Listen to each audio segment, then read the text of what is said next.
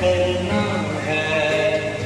जो भी होता वो उसकी मर्जी है, नाटक भी उसकी माया है,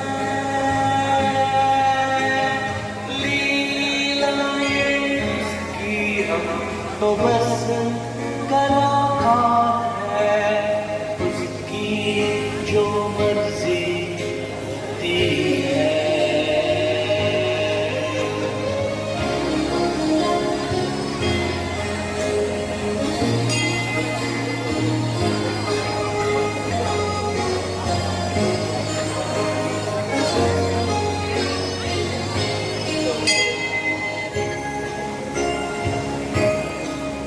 ये धरती तो एक मंच है, हम आते जाते हैं।